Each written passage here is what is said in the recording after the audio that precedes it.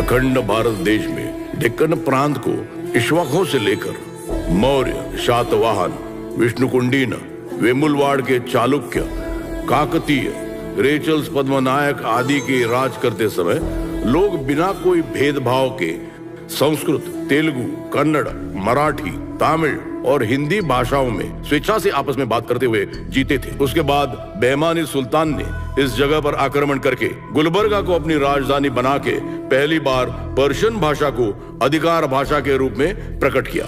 उसके बाद सुल्तान कुतुब शाही और मुगलों ने इस प्रांत पर राज्य किया।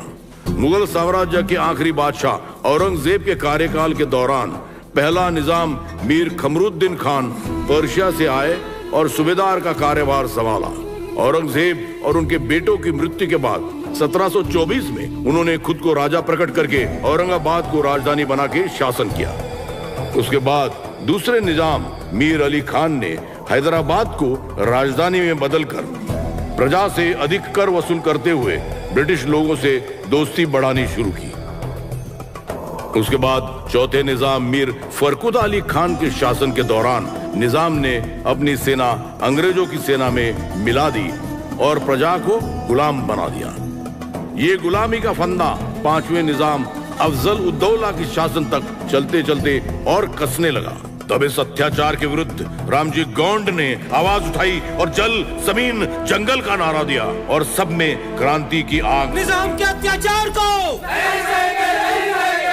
निजाम के अत्याचार इसे बर्दाश्त न करते हुए निजाम ने ब्रिटिश सेना से हाथ मिलाकर रामजी गौंड पर हमला करवाया।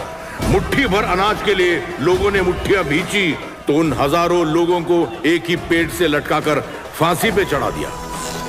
तब से उस पेड़ को हजार फांसी पेड़ का नाम दिया गया। ये नरसंहार जलियांवाला बाग के सालों पहले हुआ था। इस घटना से लोग निजाम का नाम सुनते ही खौफ खाने लगे। बाद में छठवें निजाम महबूब अली खान के समय में लोग थोड़े निश्चिंत हो गए थे। सभी अपने अपने धर्म का पालन करते हुए शांति से रहने लगे। हिंदू धर्म एवं संस्कृति को प्रोत्साहन मिला। अनेक भवनों का निर्माण हुआ, अनेक तालाब और नहरें खोदी गई।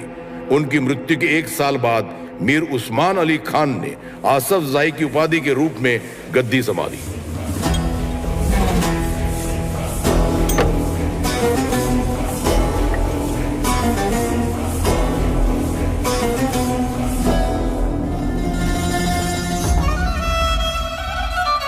उसका मानना था कि अल्लाह ने उसे इस्लाम फैलाने के लिए ही पैदा किया है। 7वें निजाम के शासन के दौरान सारे मंदिर मस्जिदों में बदल दिए गए। सनातन धर्म में आग लग गई।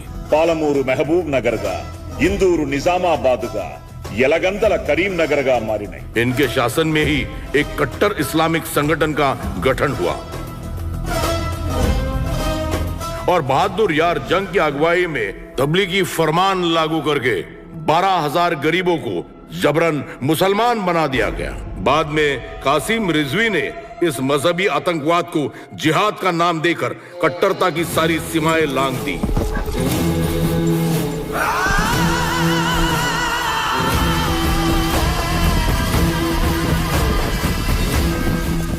रजाकार उनकी सेना थी, क्रूरता उनका तरीका था, राक्षसत्व उनका आनंद था, निजाम उनका औजार था।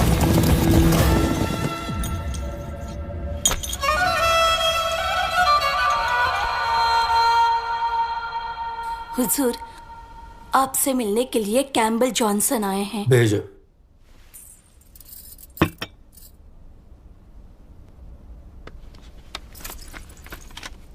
Please.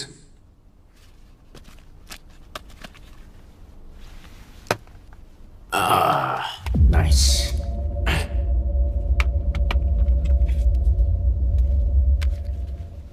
Lord Mountbatten asked me to inform you in advance that in the upcoming days, the Indian independence is imminent.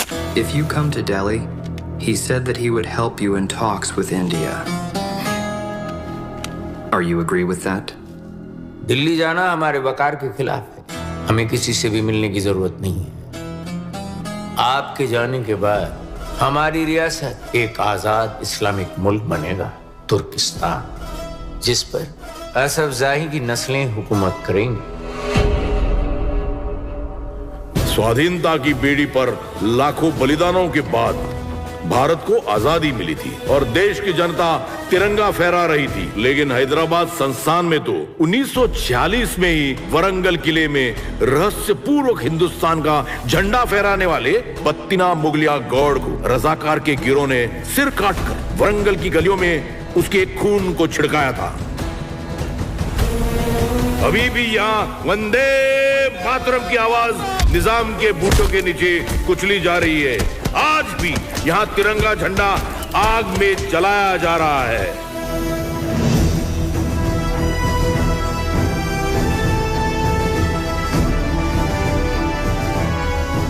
British empire, जिसकी हुकूमत में सूर्य अस्त नहीं होता है, हमने उसे पश्चिम में अस्त कर दिया। लेकिन धर्म के नाम पर अखंड भारत को दो टुकड़ों में टूटते हुए देख रहे हैं। और अगर हम इसी तरह से मजहबी अत्याचारों को नजरअंदाज करते रहे तो यह देश 565 टुकड़ों में टूट सकता है। लेकिन हम ऐसा होने नहीं देंगे। पटेल जी, नवाब मीर उस्मान अली खान तो पहले ही हैदराबाद को आजाद इस्लामिक रियासत घोषित कर चुके हैं। अगर हम धर्म की बात करें तो भारत से अलग होकर पाकिस्तान हमारे लिए परेशानी का सबब बना हुआ है। भारत में 88% हिंदू हैं और अगर यहां एक और आजाद इस्लामिक मुल्क बन गया तो यह हिंदू और हिंदुस्तान के लिए खतरा है। और रियासतों की तरह हैदराबाद को भी हमें जल्द से जल्द विलय करना पड़ेगा।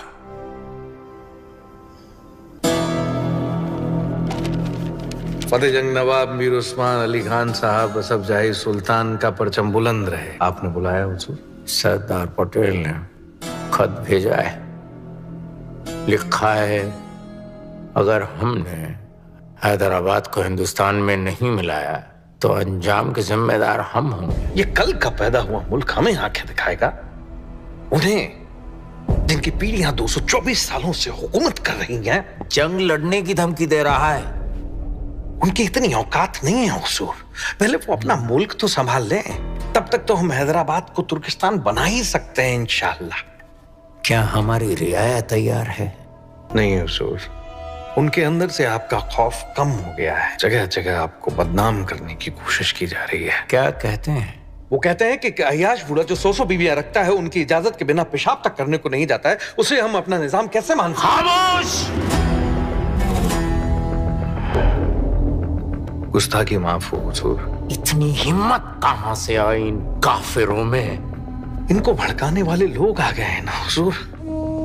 इंडियन ज्वाइंट मिशन, रामानंद तीर्थ के लोग जगह जगह इनके घरों में जा जाकर इन्हें भड़काते हैं और इन्हें कहते हैं कि हिंदुस्तान इनका मादिर वतन है और हम इनके दुश्मन।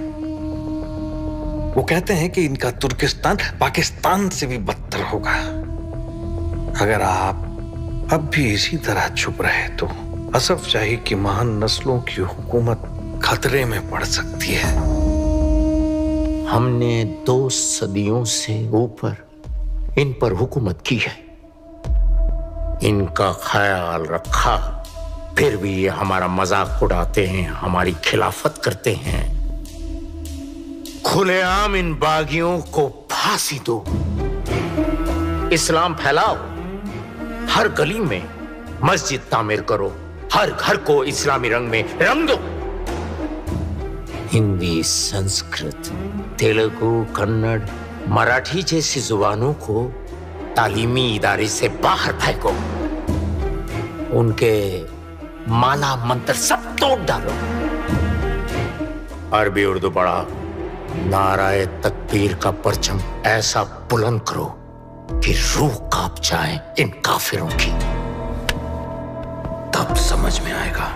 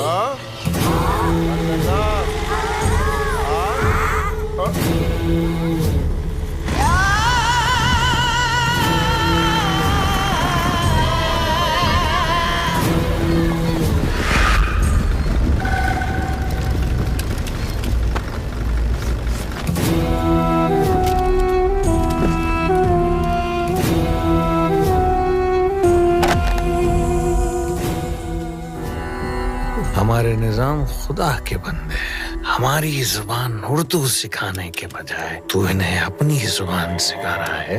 रियासत के साथ गद्दारी।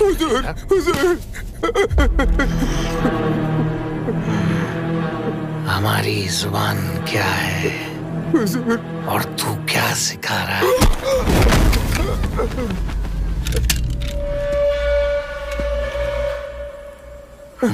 उर्दू।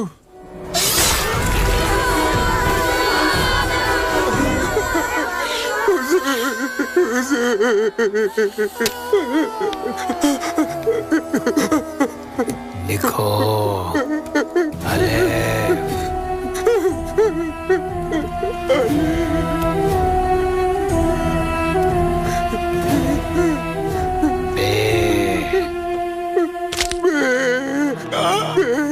ये सिखाना चाहिए था। तू क्या सिखा रहा है?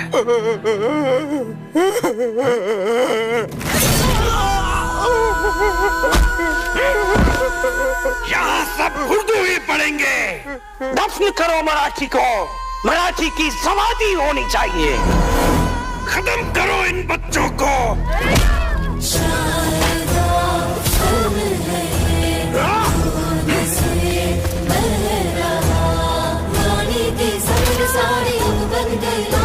इस धरती पे छा गया है कालापन।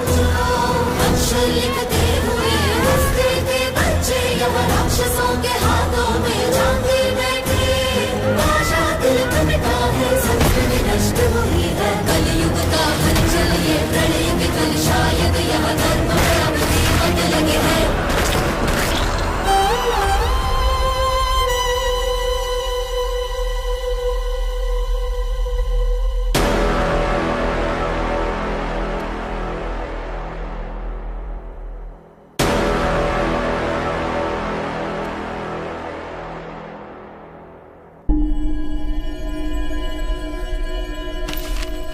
Although Hindustan annexed all the states, our insistence on Lord Mountbatten's initiatives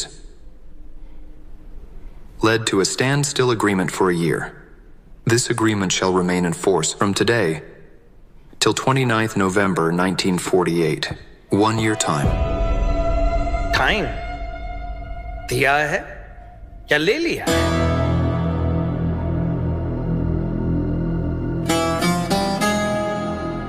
आला हजरत सलाम कबूल कीजिए। माफ कीजिएगा हुजूर, उन्होंने कोई एहसान नहीं किया है हम पर। जब से पाकिस्तान एक आजाद मुल्क बना है, उन पर कश्मीर समेत कई और मसलात हावी हैं, और इसीलिए ये एग्रीमेंट का चूरन हमें पकड़ाया जा रहा है। Indian Independence Draft Act 7. According to the decree, all domestic institutions should be merged in Hindustan. लेकिन आपके ब्रिटिश कानून के मुताबिक तो हम पाकिस्तान में भी मर्ज हो सकते हैं। निजाम साहब नहीं चाहते कि हम लोग पाकिस्तान के साथ जाएं। इसलिए हैदराबाद तयशुदा तारीख से पहले तुर्किस्तान बनना चाहिए। It is not that easy. If you want an independent state, you need port. You should have membership in the Commonwealth. The majority of people of this state should want this monarchy. यहाँ पर हिंदुओं की तादाद ज्यादा है। सब हिंदुस्तान के साथ जाना चाहते हैं।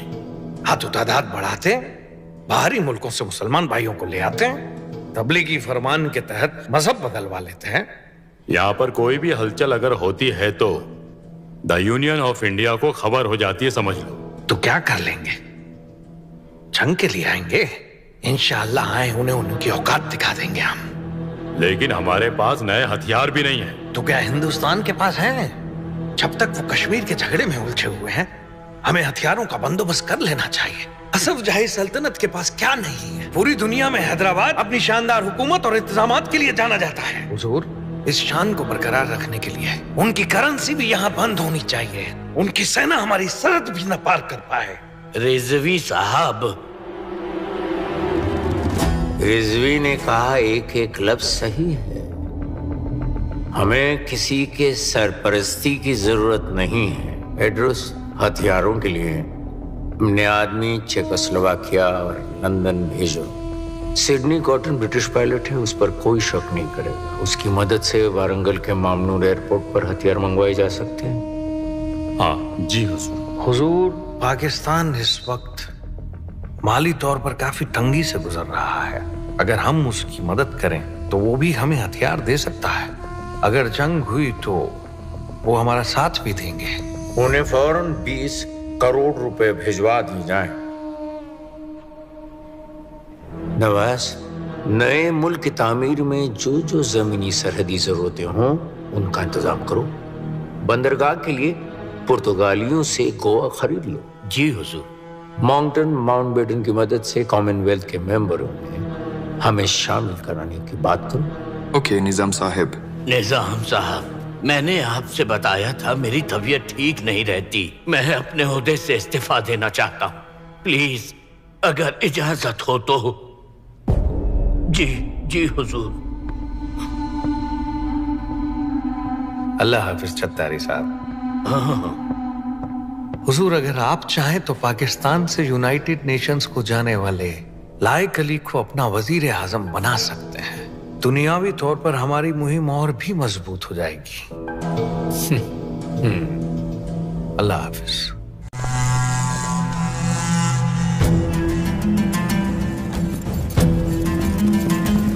भागो भागो, जल्दी जल्दी भाग। चलो चलो, बंदूक सीधा रख। तेज सबको घूम के आना है वापस। चलो, गोली मार साले को, मार।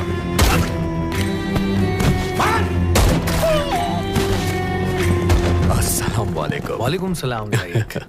सब खैरियत? अल्लाह का शुक्र है। आओ, हमारा ख्वाब दुनिया के हर परचम पर चांद तारे नमदार करना है। फौज मेरे हाथ में है और ताकत आपके पास। और अब हैदराबाद पे हमारा इख्तियार है। वैसे हमारी रियासत ने 20 करोड़ रुपए दिए हैं पाकिस्तान को। आपके दोस्त जिन्ना क्या देने वाले हैं हमें इसके बदले में? हमें पाकिस्तान से पूरी मदद मिलेगी। कश्मीर मसले का हल होते ही सारी पाकिस्तानी फौज यहाँ आ जाएगी। वैसे हमारी फौज के क्या हालात हैं? दुनिया के तमाम इस्लामिक मुल्कों से कई सारे मुस्लिम हमारी मदद के लिए यहाँ आ रहे हैं। हमने अब तक 10,000 से ज्यादा गरीब हिंदुओं को मुसलमान बनाकर फौज में भर्ती किया। और जिन इलाकों में हिंदुओं की तादाद कम है उन्हें भी डराकर इस्लाम कबूल करवाया जा रहा है। अगर ऐसा हुआ तो निजाम का ख्वाब और हमारी ख्वाहिश पूरी हो जाएगी और हैदराबाद तुर्किस्तान बन जाएगा इंशाअल्लाह। మున్షీ జీ, నిజాం ప్రభుత్వం మనం మర్యాదపూర్వకంగా ఇచ్చిన గడువును దుర్వినియోగం చేస్తోంది. నిజాం దృష్టంతా మతాధిపత్యం, ధర్మ విరుద్ధంగా వ్యవహరించడం మీదే ఉంది. నిజాం నిరంకుశత్వానికి రజ్వీ అరాచకత్వంతో పాటు ఇప్పుడు కొత్తగా లాయక్ అలీ ఉన్మాదం కూడా తోడైంది. 224 ఏళ్ల నిజాం ఉక్కు సంఖ్యల నుంచి హైదరాబాద్కి విముక్తి కలిగించాలంటే మీలాంటి వాళ్ళ అనుభవం చాలా అవసరం. మీరు భారత ఏజెంట్ జనరల్గా హైదరాబాద్కి వెళ్తే బాగుంటుంది. మనం 3 నెలల్లోగా హైదరాబాద్ సమస్యకు పరిష్కారం చూపించాలి. बस बस आगे आगे ये बस सब रखो मेरी बच्ची। बस बस थोड़ा सब रखो थोड़ा और लगा। बस ये क्या कर रही हो तुम यदम्मा? नरस का जमींदार के पास सांप के कान है। बारिश हो रही है, बिजली चमक रही है। फिर भी अगर उसने सुन लिया और मुझ पर कोई कर लाद दिया तो मैं कहाँ से चुकाऊंगी? कहाँ से चुकाऊंगी? मेरे पास अब कुछ नहीं है।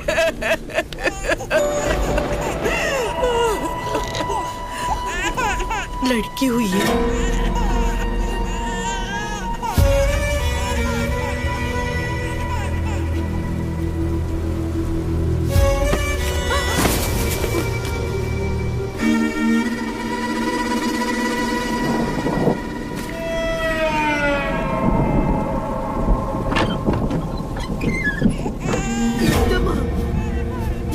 कर रही हो?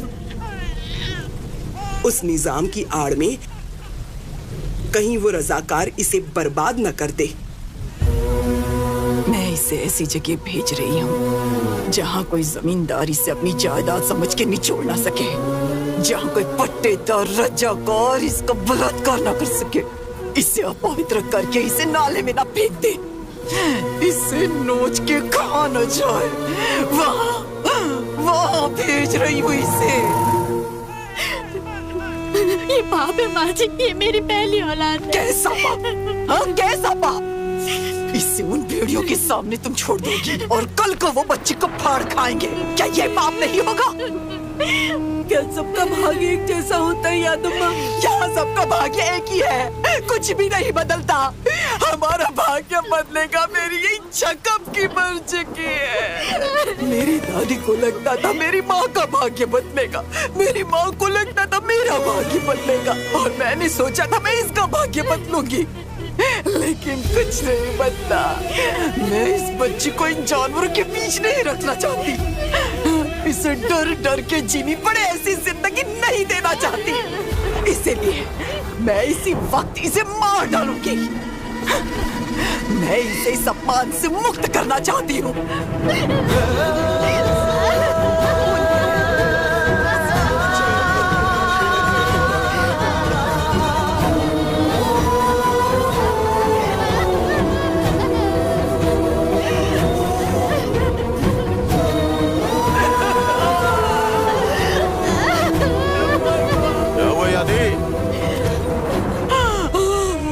लगता है तुम्हारी बहू को बच्चा हुआ है। ये बताओ, लड़के का महसूल अदा करोगी या फिर लड़की का? लड़की पैदा हुई थी लेकिन मर गई। ऐसा क्या? तो लड़की वाला कर चुका दो और उसकी मैयत का भी।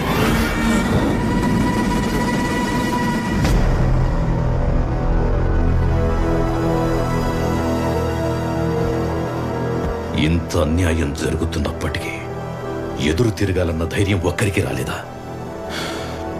వచ్చింది పటేల్ జీ. ప్రపంచ చరిత్రలో ప్రజలే ఆయుధాలై పోరాటం చేస్తున్నది కేవలం హైదరాబాద్ సంస్థానంలోనే. బానిసలుగా బ్రతకలేక బాకుల్లా మారి తిరగబడుతున్నారు. కమ్యూనిస్టులు సాయుధ పోరాటం చేస్తున్నారు. ఆర్య సమాజ్, స్టేట్ కాంగ్రెస్, ఆంధ్ర మహాసభలని ప్రజలను ఏకం చేస్తున్నారు. వందే మాతరం, గ్రంథాలయ ఉద్యమాలు, రైతు కూలీ ఉద్యమాలు జరుగుతున్నాయి. ఎందరో కవులు, కళాకారులు వారి కళల ద్వారా ప్రజల్ని ప్రభావితం చేస్తున్నారు. బడికెళ్లాల్సిన పసిపిల్లల కానించి కాటికి కాళ్లు చాపిన పండు ముసలాళ్ల వరకు ఆడ మగ తేడా లేకుండా నిజాం రజాకార్లకు వ్యతిరేకంగా ఉద్యమాలు చేస్తున్నారు. हाथ में है तेरी तेज तेज हंसियां, हाथ में है तेरी तेज तेज हंसियां, साथिया फसल काटने आऊंगी, साथिया फसल काटने आऊंगी, चांदनी की अरे ओ एलम्मा,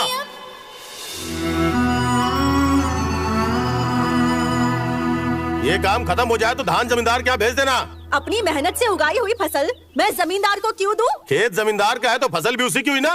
ये उत्तम राजू का खेत है, बटाई पर लेकर इस पर फसल उगाई है, और अब ये जमींदार की कैसे हो गई? इस इलाके में जितने भी खेत हैं सब जमींदार के हैं। अगर तू ज्यादा बड़बड़ करेगी ना तो इज्जत और जान दोनों जाएगी तेरी। अच्छा, तू मुझे डरा रहा है? अपनी फसल का एक दाना नहीं दूंगी, तुझे जो करना है कर ले। रंडी साली हरामजादी, तू हमारे सामने आवाज ऊंची करेगी? तेरी तो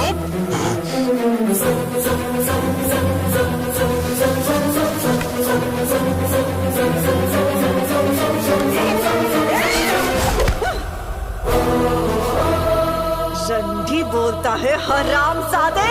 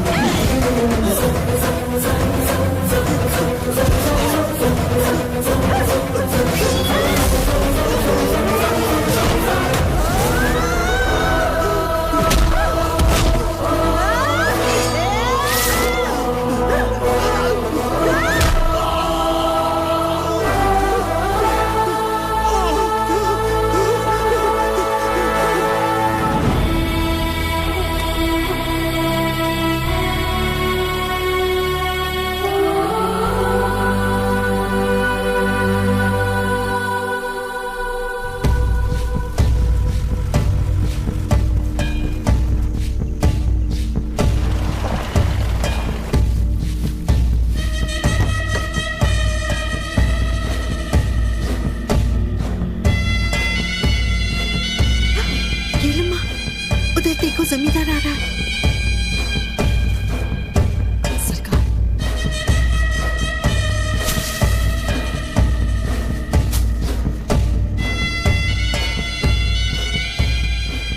नमस्ते मालिक। साली, तेरी इतनी हिम्मत? अम्मा, मेरे खिलाफ बोलेगी तू? हाँ, मार डालो।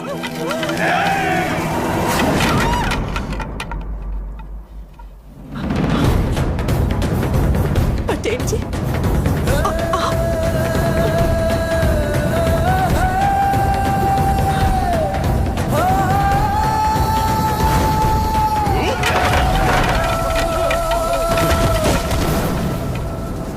नरसिम्हा रेड्डी, मत भूलो कि हम दोनों एक हैं। सही कहा। यहाँ जितने भी लोग हैं सब एक ही हैं, लेकिन तुम नहीं हो, समझे? तुम निजाम की वो कठपुतली हो जो उसी के इशारे पे नाचते हो। नरसिम्हा रेड्डी, हम जमींदार हैं। जमींदार का मतलब लोगों की मेहनत की कमाई से अपनी कोठियां भरना नहीं होता, बल्कि उनका सहारा बनना होता है। दिन रात शराब के नशे में नई नई लड़कियां खोजते हो, गरीबों और औरतों की पीठ पे कोड़े मारते हो और खुद को जमींदार कहते हो। जमींदार का मतलब लोगों के साथ रहना, उनके सुख दुख में शामिल होना होता है, लेकिन तुम्हारे गले में तो निजाम का पट्टा पड़ा है। एलम्मा के लिए मैं 60 किलोमीटर दूर से आ रहा हूँ। एलम्मा के अनाज को अगर तुमने हाथ भी लगाया तो तेरे हाथ काट डालूंगा। ये बाहरी आपकी हमारे गांव के मामले में दखल देगा।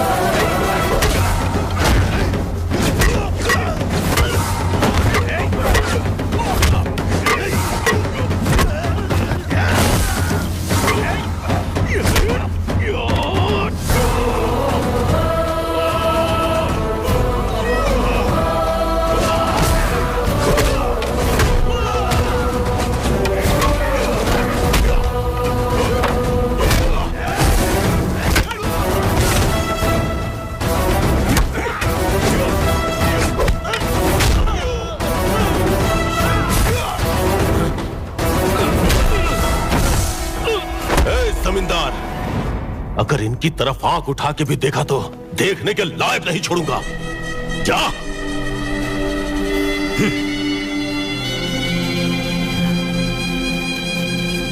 एलम्मा, जहां मन करे वहां बेचो अपना अनाज।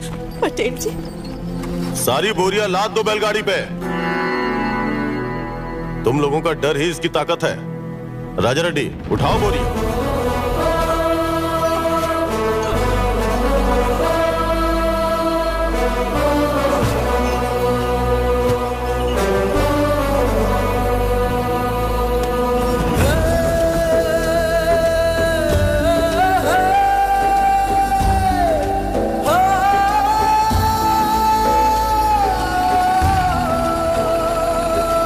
This video is downloaded from HD Hub for you.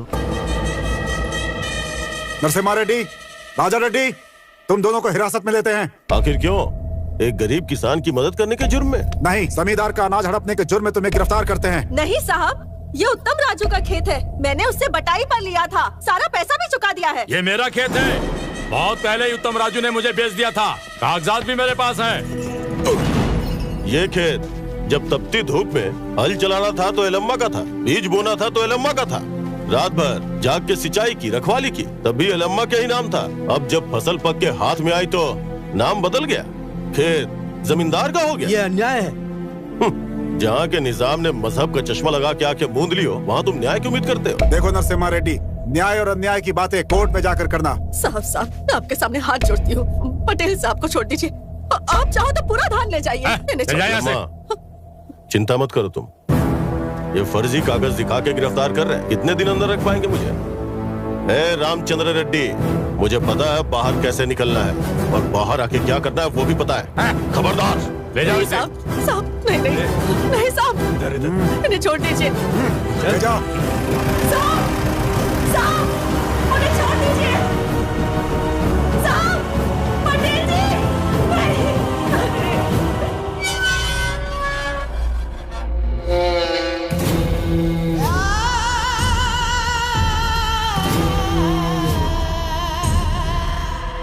सब लोग तेरे पीछे खड़े हो गए तो तू अपने आप को लीडर समझने लगा। लोगों को अपने पीछे रख के कोई नेता नहीं बनता रिजवी। लोगों को साथ लेके आगे बढ़ने वाला ही नेता होता है। अगर उनके नेता को भी मार दिया जाए तो?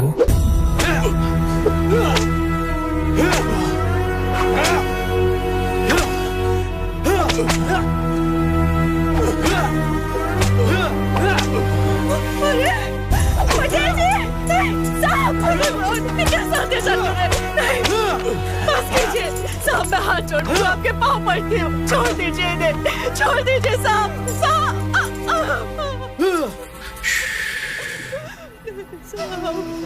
सुनो लम्मा, जमींदार, पट्टेदार, जागीरदार, ठेकेदार और पुट्ठेदार, ये सब निजाम साहब के वफादार हैं, समझी?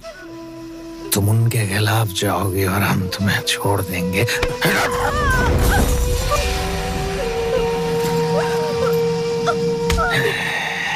यहाँ परेशानी है ये सुना तो रातों रात 60 मील चलकर आ गया है ये नरसिम्हा रेड्डी। इसके कानों में पत्थर डालो।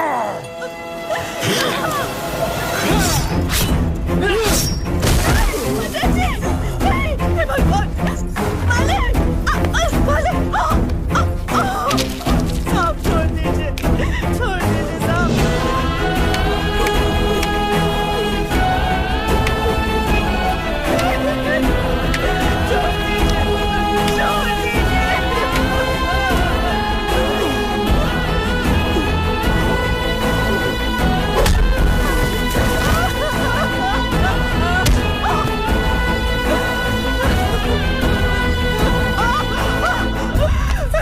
जिनको लगता है कि नरसिम्हा रेड्डी उनके साथ है और वो फसल काट लेंगे, उनको पता चलना चाहिए कि इन रजाकारों से बगावत करोगे तो क्या अंजाम होगा।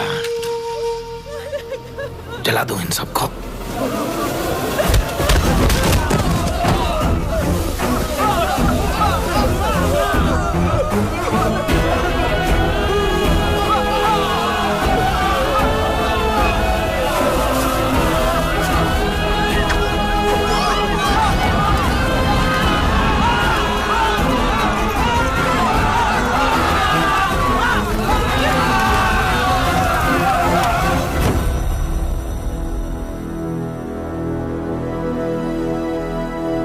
वो जानते हैं नेताओं के आगे आने से आंदोलन और मजबूत हो जाएगा, इसीलिए वो नेताओं को मार रहे हैं। हाँ बिल्कुल पटेल जी, आशफ जाही के खिलाफ जो भी आवाज उठाएगा या जो भी उनकी सरकार से सवाल करेगा उसे या तो कैद मिलेगी या मौत। ऐसा उसने जनता में खौफ फैला रखा है।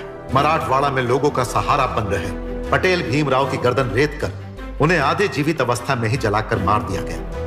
और यह आज से नहीं है, 1857 क्रांति में निजाम के खिलाफ या अंग्रेजों के खिलाफ लड़ रहे तुर्रेबाज खान को पहले मारा गया, फिर उसे घोड़े के पीछे बांधकर 100 किलोमीटर तक घसीटा गया था। ऐसे घिनौने अत्याचार कईयों के साथ हुए हैं। बहुत सारे नेताओं को जेल में रखकर तरह तरह से यातनाएं दी जा रही हैं। करों का बोझ लादकर गरीबों पर अत्याचार हो रहे हैं। जब लोग परकटे परिंदों की तरह असहाय हो गए और थर थर कांपने लगे तब उन पर तबलीगी फरमान लागू किया गया।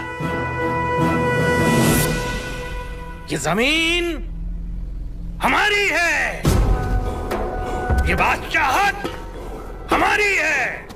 यहाँ सिर्फ हमारे मजहब को मानने वाले ही रहेंगे। अगर हिंदू इस्लाम कबूल करता है तो रज़ाकार बनेगा, डरता है या बगावत करता है तो वहीं के वहीं मार दिया जाएगा। अल्लाहू अकबर, अल्लाहू अकबर,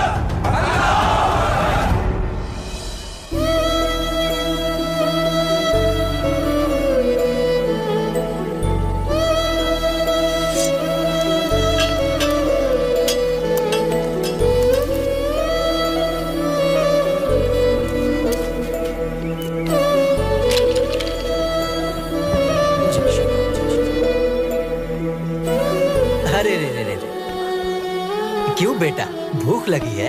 दूध पिएगी? चला जा, ये लो इसे दूध पिला दो।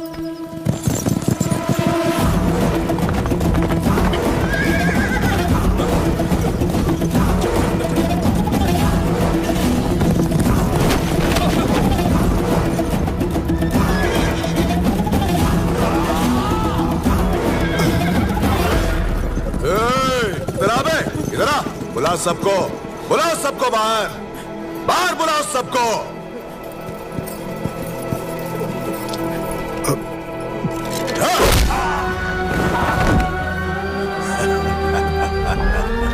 सरकार, अब हमसे क्या गलती हो गई सरकार? तू हिंदू पैदा हुआ, यही तेरी गलती है। इस्लाम कबूल कर ले, जिंदगी जन्नत हो जाएगी। तबलीगी फरमान के हिसाब से मुसलमान बनोगे तो जिंदगी संवर जाएगी। घर में खाना आएगा, नहीं तो हर रोज कोई ना कोई मरेगा और हर घंटे किसी की इज्जत नीलाम होगी। लेकिन हमारा धर्म। क्या है तेरा धर्म? क्या है तेरा धर्म? इस रियासत में बस एक ही मजहब होगा और वो इस्लाम होगा। यहाँ निजाम की हुकूमत है। समझ गए तुम? समझ गए? अल्लाहू अकबर! सब बोलो अल्लाहू अकबर! ये लोग बातों से नहीं मानने वाले, इनको अपने हाथों से अल्लाह याद दिलाओ।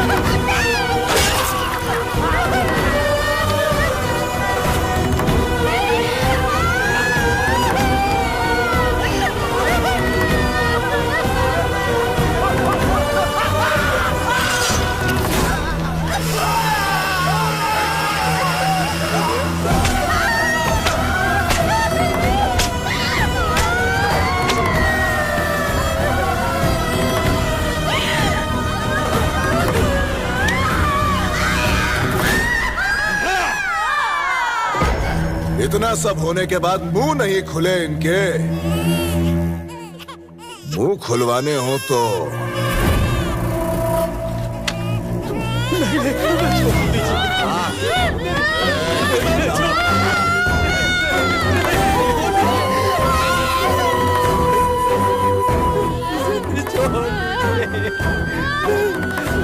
काट के खेलेंगे। अल्लाहू अकबर! मैं आपके पैर पड़ता हूँ, मैं आपके पैर पड़ता हूँ। आप जो कहेंगे वही करेंगे। हाँ, बदलेंगे, झूठ बदलेंगे, पक्का बदलेंगे, अपना धर्म बदल लेंगे। हमें छोड़ दीजिए। ए पंडित, देखा तूने? ये छुटिया और धोती को देखकर तेरी कोई नहीं सुनेगा।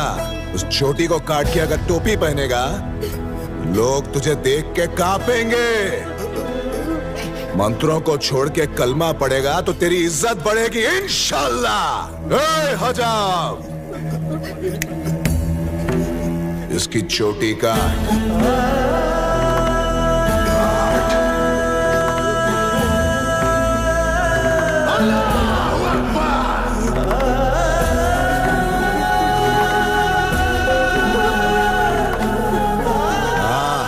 अब बनाना असली मुसलमान। ये कपड़े क्यों है? फाड़ इनको। हट।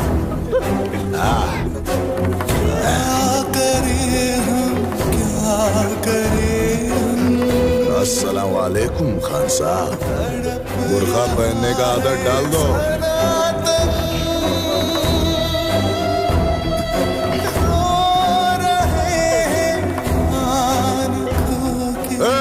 कल तक ये गांव इस्लाम में बदल जाना चाहिए।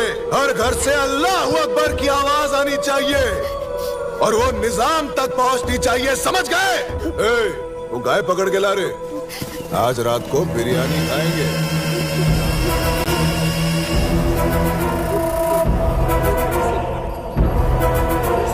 जान गवाते सहे कैसे, शिकारियों को रोके कैसे, आंखों में भरे आंसू खून के, और रात में इस कौड़ी गली को जन्नत दिखाएंगे।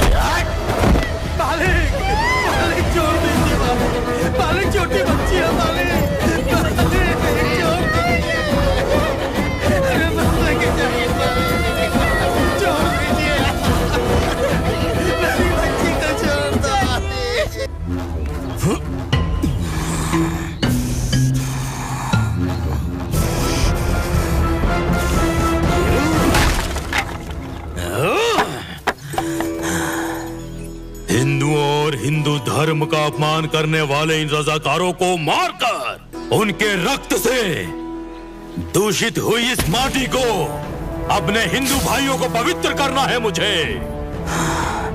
और निजाम शासन को समाधि देना है मुझे। युद्धम शरणम गच्छामि, शरणम गच्छामि। बसवा, अगर तुम्हारा क्रोध धर्म और मानवता के हित में है तो मैं भी तुम्हारे साथ हूं, परंतु हमारे एक भी व्यक्ति की जान जाती है तो तुम्हारे इस क्रोध का कोई अर्थ नहीं है। तो क्या करे राधा कृष्णा? हाथ में हाथ धरे बैठे रहे, उनकी गुलामी करते रहे? लड़ना कोई भी नहीं चाहता, लेकिन जीतना सभी लोग चाहते हैं। पर एक बात याद रखिएगा, बिना क्रांति के शांति नहीं आती। अहिंसा, आलोचना भी कई बार कायरता हो जाती है। अगर इन राक्षसों का शासन ऐसे ही चलता रहा तो आने वाले भविष्य में हिंदुओं और हिंदुओं के मंदिर सिर्फ हमारे पुस्तकों तक ही रह जाएंगे। मात्र कुछ दिनों में ही ऐसा दौर आ जाएगा। सही कह रहे हो बसवा।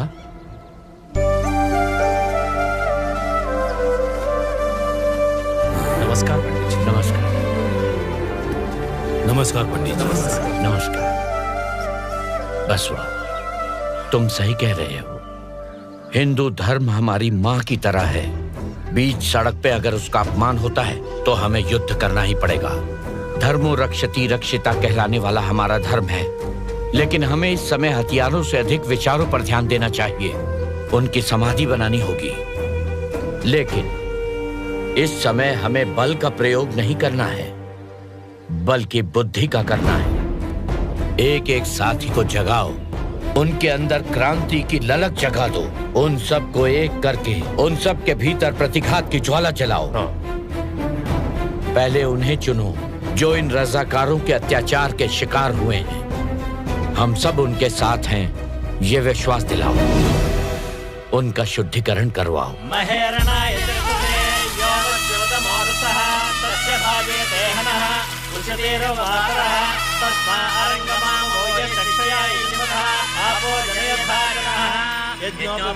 परमं पवित्रं प्रजापतेर्य सायं पुरस्तात् आयुष्यमध्यं प्रमुखं यज्ञोपवेतं परमस्तु तेजः।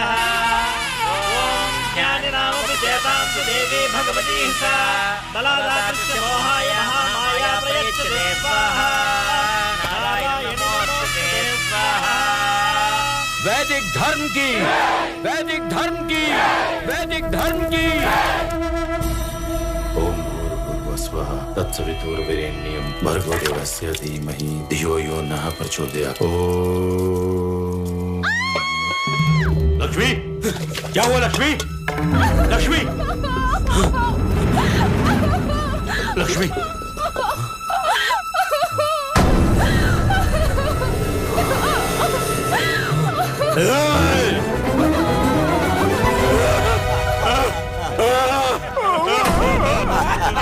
अब से शुद्धि करने के लिए गाय नहीं है, को पीने को भी नहीं है पीछा।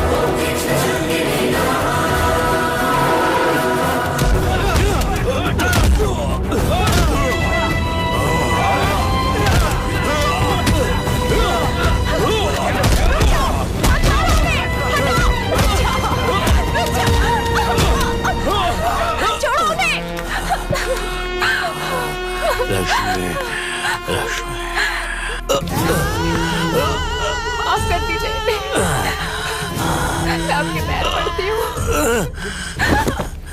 इसकी इतनी हिम्मत कि हमारे रजाकारों को मारा। ले चलो इसे। चलो जो कहाँ ले जा रहे हैं?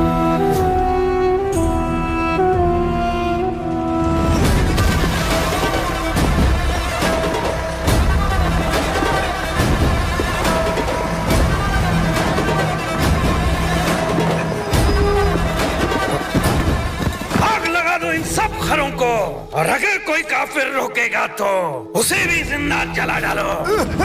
नहीं,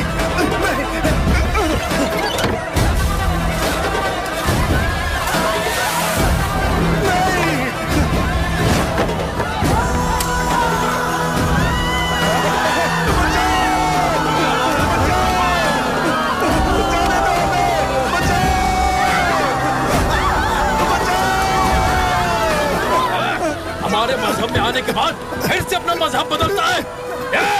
बेटी का तेल लेकर आओ। लीजिए हुजूर।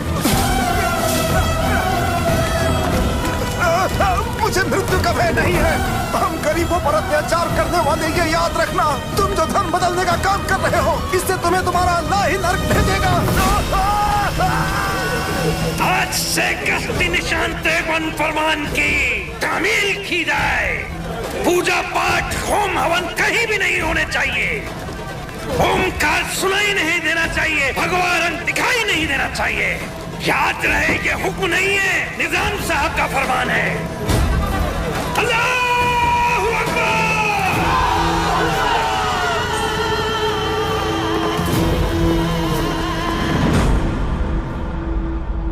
वो हमें हमारे घर में पूजा करने से रोक रहे हैं।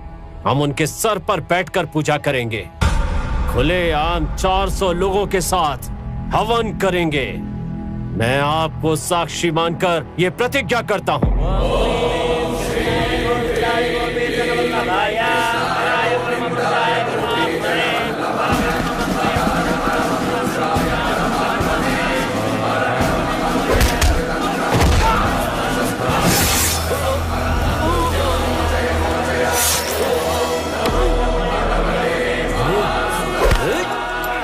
तुम हमारे शरीर को मार सकते हो, आत्मा को नहीं।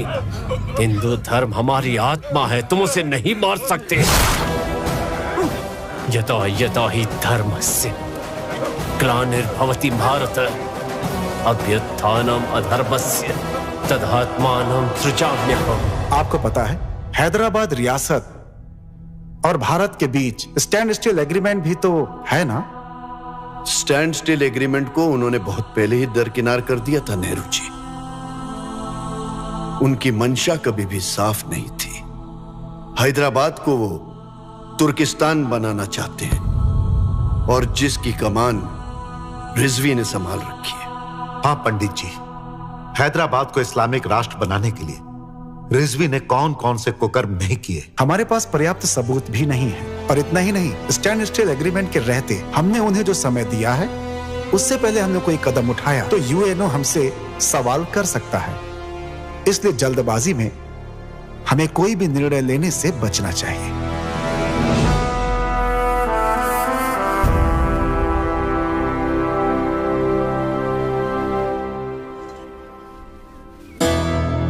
मैं खुदा का पार्षद हूं। मैं पान बनती हूं। मैं कुफ्र का जल्लाद हूं।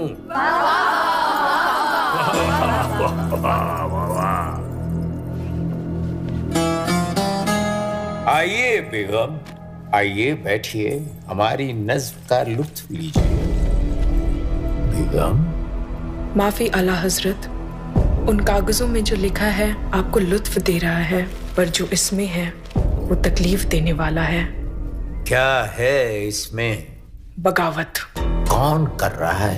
काफिर? सिर्फ काफिर ही नहीं, कुछ मुसलमान भी हैं। कमबख्त, डरते हैं काफिरों से। डरना तो हमें भी चाहिए। असफजाई की नस्लें कभी फिक्र नहीं करती। इंशाल्लाह जिस रोज दुनिया के नक्शे पे हैदराबाद एक नया मुल्क तुर्किस्तान बन के कायम होगा, ये सब दुम हिलाएंगे, सलाम ठोकेंगे तब तुम फिक्र नहीं फक्र करोगी अपने निजाम पर। हुजूर, आपसे दोरा साहब मिलने आए हैं। कौन दोरा? यहाँ सब गुलाम हैं। बोलो उस कुत्ते को बाहर इंतजार करे।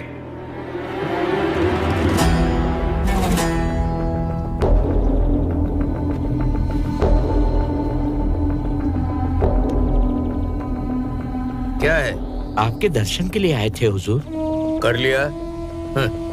ये मैंने काफिरों के यहाँ से मंगाया है, खास आपके लिए। तोहफा कबूल कीजिए। अच्छा, अंदर भेज। बंचन,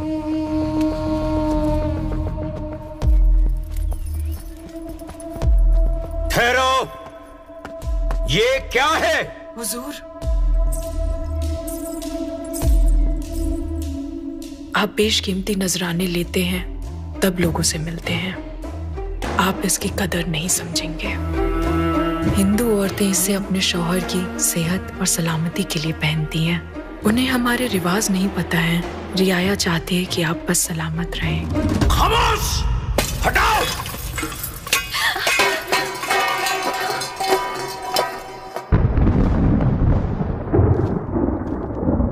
నమస్కారం సార్. నమస్కారం శాస్త్రి. ఈయన గుల్బర్గా జిల్లా వాడి రైల్వే అధికారి, పేరు భూపాల్. నమస్కారం. నమస్కారం. గాండ్లాపూర్ దగ్గర రజాకారులు చేసిన అరాచకాలకు ప్రత్యక్ష సాక్షి ఈయన్నే.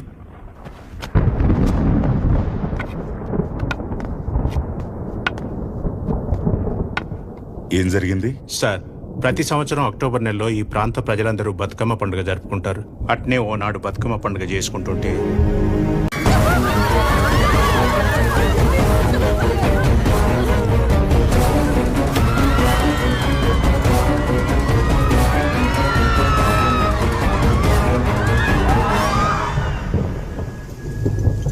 అంత దారుణమా? ఈ సుంట అరాచకాలు చాలా దిక్కులో జరిగినాయి సార్.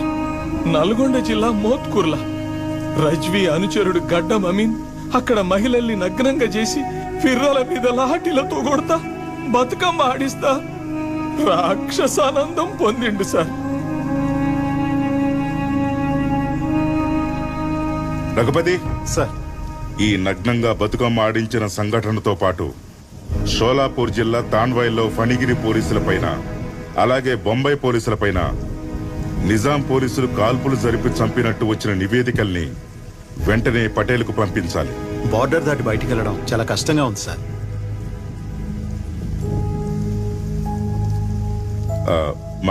మన రామాచారి మద్రాసి కదా, అతన్ని ఎవరూ అనుమానించరు. మద్రాసు మీదుగా ఢిల్లీకి వెళ్ళమని చెప్పి ఆధారాలు అతని ద్వారా పటేల్ జీకి పంపించండి.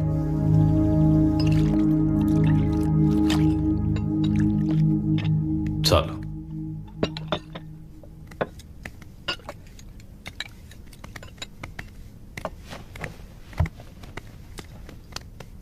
పటేల్ జీ, హైదరాబాద్ నుంచి రామాచారి గారు వచ్చారు. అదే మున్షి గారు పంపించారట. మున్షి గారా? ఆయన్ని లోపలికి రమ్మను, మనతో పాటు భోజనం చేస్తారు. అడిగాను, అతను భోంచేసే వచ్చానన్నారు. మీరు భోంచేయండి, అతన్ని కూర్చోమని చెప్పాను. సరే, తాగడానికి మంచినీళ్ళు షర్బత్తు ఇవ్వు. Okay sir. కాసేపు కూర్చోమన్నారు.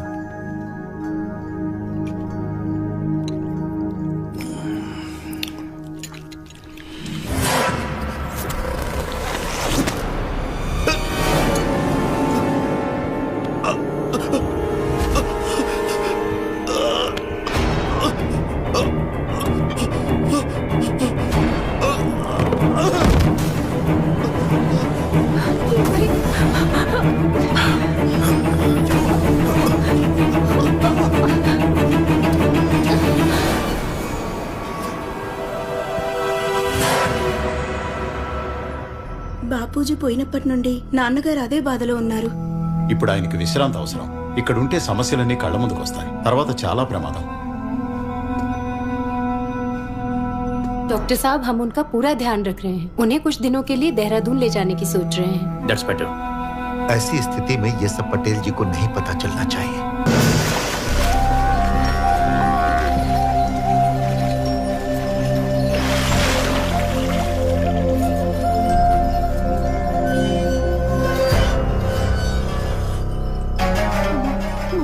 चंडा।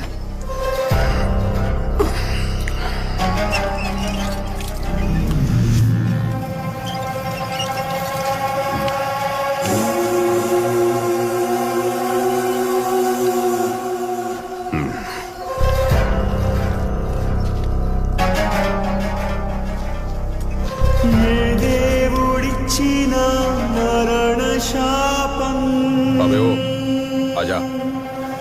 गंगलो కలిసింది విషం గోడు గోడని ఏడుపొస్తే దిగమింగే దైన్యం ఎవ్వడెరుగని కొవ్వు కొడుకులు బలిసి చేసిన ఘోర కృత్యం కరుణ ఎరుగని మృగపు తత్వం ధరణిపై పారింది రక్తం दैवमा क्या रे? बात के घर में पोटी बड़ी हो गई।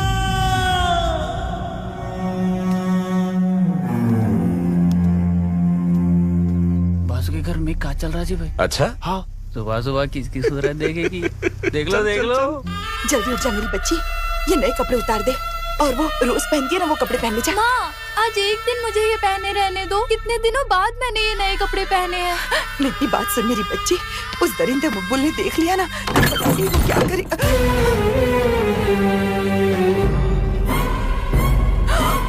इसकी माँ की आंख रस भरा अंगूर है ये तो, देखो कैसे छटपटा रही है।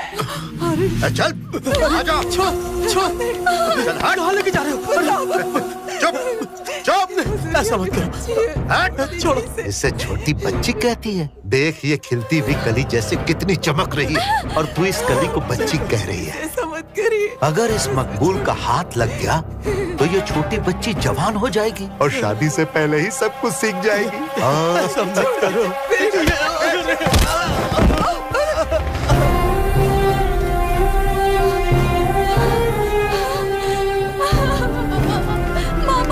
मामा जी क्या हुआ बेटी? वो मुझे परेशान कर रहे हैं। मामा जी बचा लो मुझे मामा जी। रुक, मैंने कहा रुक। कहाँ तक भागेगी? इधर आ। हट, हट, चल हट, हट। छोड़ दीजिए, छोड़ दो।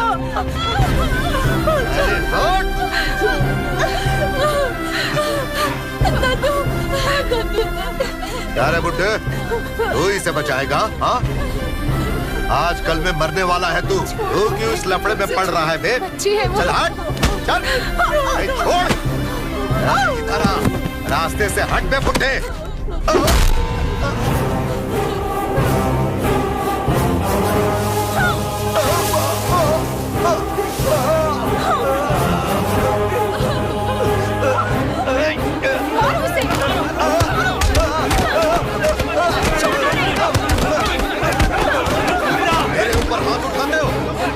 साहब को आने दो, गांव को कब्रिस्तान बना देंगे, कब्रिस्तान।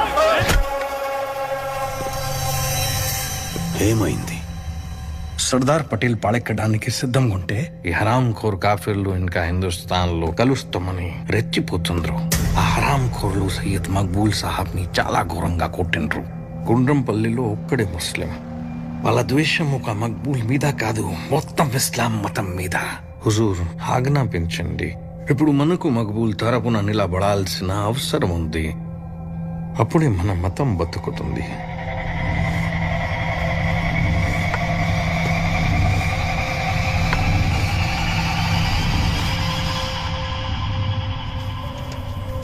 ఏందే లక్ష్మి, ఇయాలనో రేపో పిల్లని గంటవేమో. పిల్ల కాదంతక్క, పిల్లగాడు. నాకు పిల్లగాడంటేనే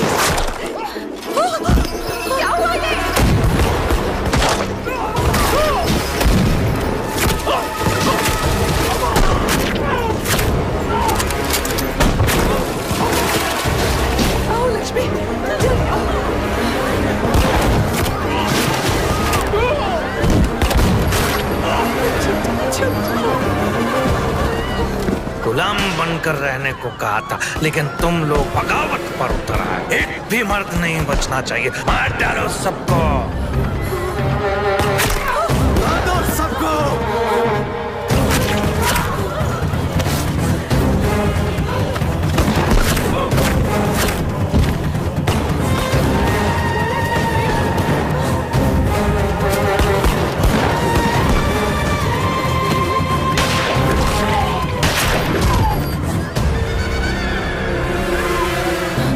रजाकार चुन चुन के मर्दों को मार रहे। आप जल्दी अंदर छुप जाइए। चल बेटा अंदर चल चल चल जल्दी चल। सब लोग इधर आओ।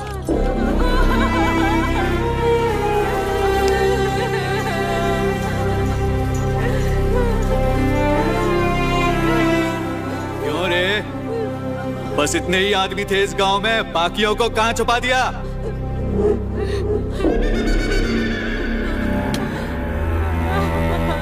बताओ कहाँ हैं तुम्हारे सारे मर्द? ये लोग शराफत से पूछने पर नहीं बताएंगे रिजवी साहब। हमें अच्छी तरह पता है इनका मुंह कैसे खुलवाना है।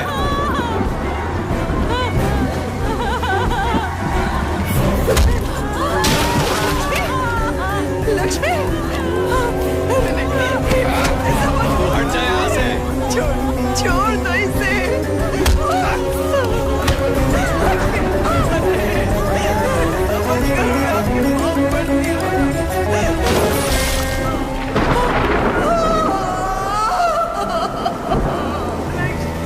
वो सिर्फ कुंदराम पल्ली में नहीं मिलेंगे, बोकारम, पंतंगी, रेड्डी भाभी, जय कासारम, आसपास के सब गांव में जाके ढूंढो। जहां भी मिले वहीं पर मार डालो, लेकिन उनकी लाशों को घसीट कर यहाँ लाओ और इस कुएं में डाल दो। सब जगह ढूंढो।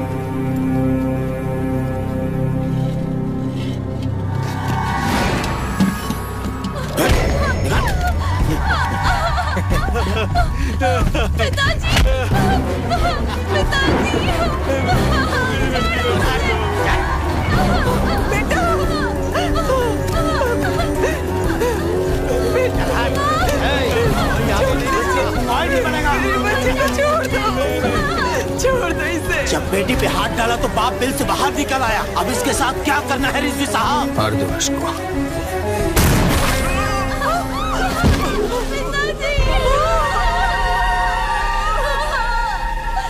मकबूल की ख्वाहिश को अब तुम लोग पूरी करो।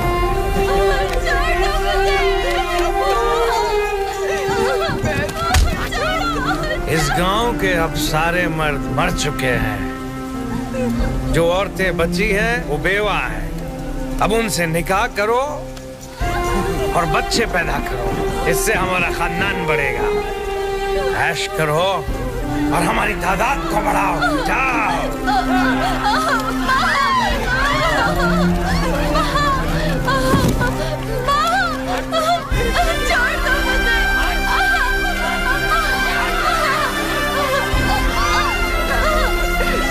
मेरे बच्चे को छोड़ दीजिए, मैं आपके पैर पड़ती हूँ। छोड़ दीजिए, छोड़